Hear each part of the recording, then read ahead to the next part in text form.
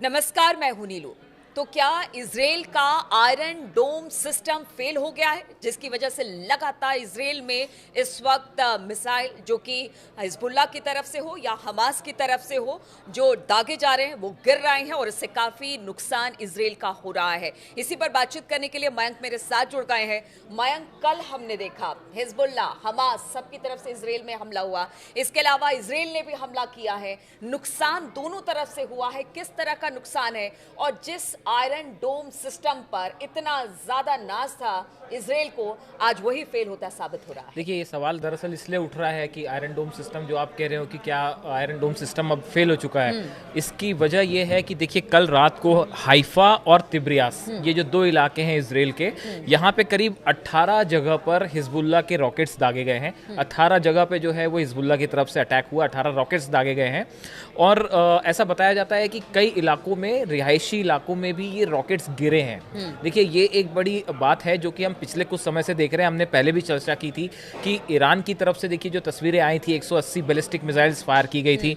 उस समय भी आयरन डोम्स बहुत सारे मिसाइल्स को नहीं रोक पाया। उसको लेके तो खैर अपना अलग ही सवाल है कि क्या आयरन डोम बैलिस्टिक मिसाइल्स को, या जो दूर की 1000 किलोमीटर की ज्यादा रेंज से जो मिसाइल्स आ रही हैं, क्या उसको आयरन डोम रोक सकता है? ये अपने आप में एक्सपर्ट्स की इसको लेके अलग राय है। लेकिन अगर हम हिजबुल्लाह के रॉकेट्स की भी बात करें, देखिए हिजबुल्लाह को जबरदस्त नुकसान पहुंचाया है इजराइल ने, इसमें दो मत नहीं है।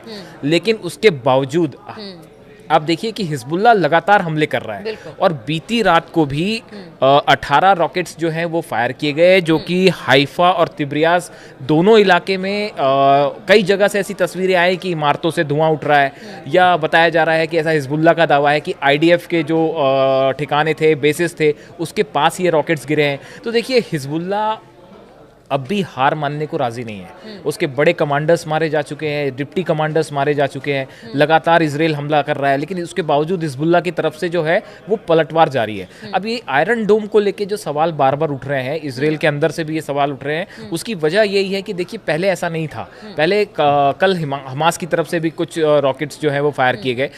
पहले ये होता था कि ज़्यादातर जो है रॉकेट्स या इस तरह के जो हमले होते थे उसको आयरन डोम रोक रहा था सफलतापूर्वक, और वो तस्वीरें भी सामने आ रही थी। लेकिन पिछले कुछ वक्त में ऐसी कई घटनाएं हो गई हैं कई जगह जहां पे ये रॉकेट्स या मिसाइल्स गिरे हैं।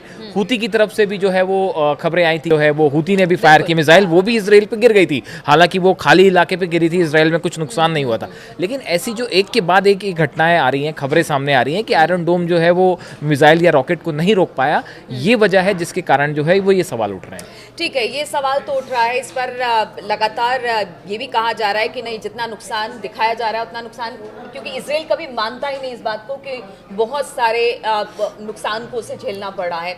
लेकिन मौतें दोनों जगह पर हुई है। चाहे अगर बात की जाए हिजबुल्लाह, तो कहा जा रहा है कि वहां पर बेरूत में बहुत ज्यादा नुकसान हुआ है, इधर इजराइल में भी नुकसान हुआ है। किस तरह का नुकसान, क्योंकि बहुत सारे लोग मारे भी गए हैं और ये लगातार आंकड़ा बढ़ता चला जा रहा है। देखिए, जो दहिया इलाका है जिसकी आप अभी बात कर रहे हो, जो लेटेस्ट हमला जो कि कल रात को हुआ है, जो दहिया इलाका है, ये हिजबुल्लाह का गढ़ माना जा रहा था, दक्षिणी लेबनान का।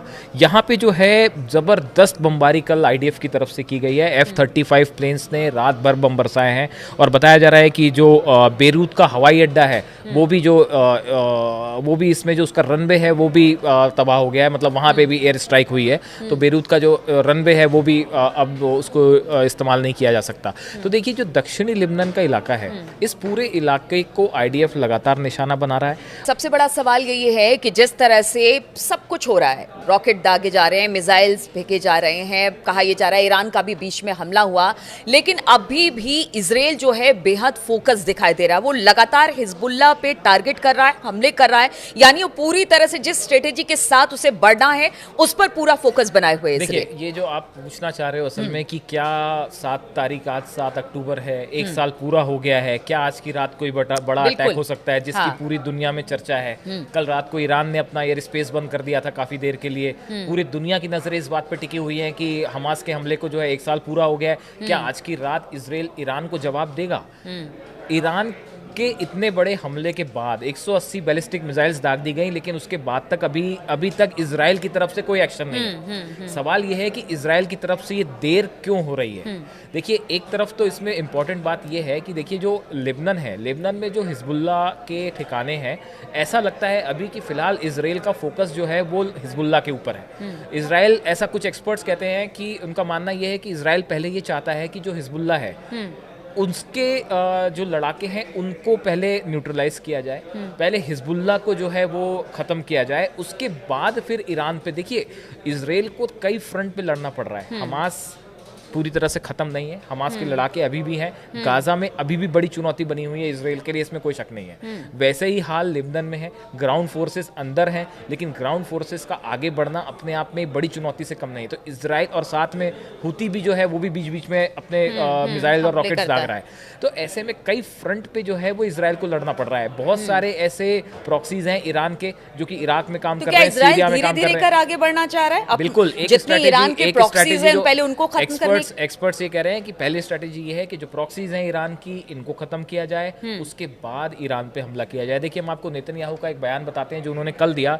उन्होंने कहा कि दुनिया का कोई भी देश अपने शहरों और नागरिकों पर इस तरह के हमले को स्वीकार नहीं करेगा। ये ईरान की बात कर रहे हैं। और इजराइल भी ऐसा नहीं करेगा। इजराइल का कर्तव्य और अधिकार है वह खुद की रक्षा करे और इन हमलों का जवाब दे, वह ऐसा करेगा।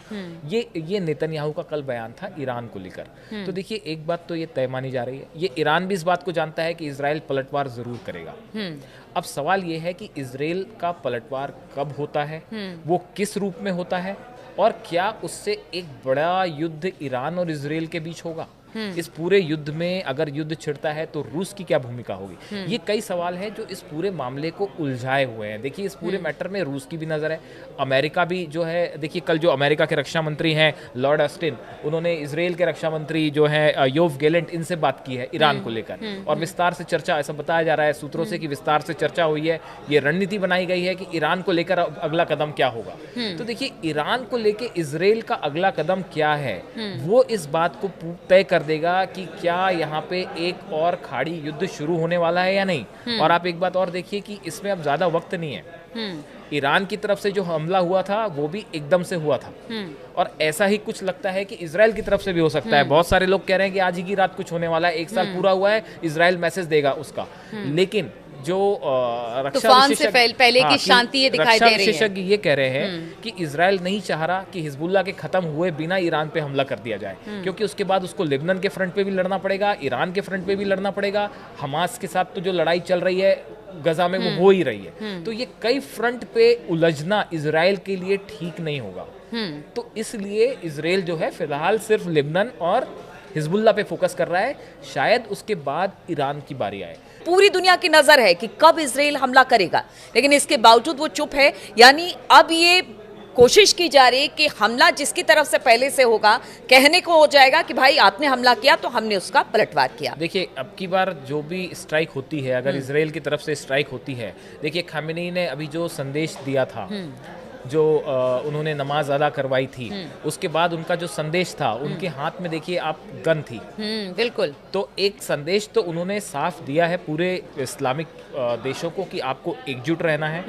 और खामेनी ने इस पूरी चीज को इस तरह से पेश किया जैसे कि वो एकदम तैयार है इस बात को लेके कि अगर इजराइल की तरफ से कोई अटैक होता है तो उसका मुंह तोड़ जवाब दिया जाएगा, ईंट का जवाब पत्थर से दिया जाएगा। तो देखिए, इजराइल की तरफ से अब कोई भी अटैक होगा तो वो मतलब उसको इस रूप में शायद वो सीमित होकर नहीं रहेगा। मतलब कि बस इसके बाद हम ये मान के चले कि अगर चाहे जिसकी तरफ से भी हमला हो, ईरान की तरफ से या इजराइल की तरफ से, अगर कोई हमला एक दूसरे पर होता है तो फिर इसके बाद वॉर फ्रंट खुल जाएगा। बिल्कुल। उसके बाद क्या होगा, उसके बाद हालात कितने नियंत्रण में होंगे। देखिए, इजराइल अगर कई ठिकाने ऐसे बताए जाते हैं जो कि इजराइल के निशाने पे ईरान में ऑयल डिपोट, और कहते हैं वहां के लोग भी बड़े पैनिक है इससे लेकर। ईरान में भी इस बात को लेकर लोग अलर्ट है वहां पे कि अगर हमला होता है इजराइल का तो क्या करना है। और ईरान ने भी देखिए अपनी तरफ से तैयारी कर ली है। ईरान तो ये मान के चल ही रहा है कि इजराइल की तरफ से हमला होना तय है, और उसके लिए ईरान भी तैयार है। ईरान की भी मिसाइल्स तैयार है, ईरान की भी फौज तैयार है, ईरान भी एयर स्ट्राइक के लिए तैयार है। तो अब देखिए,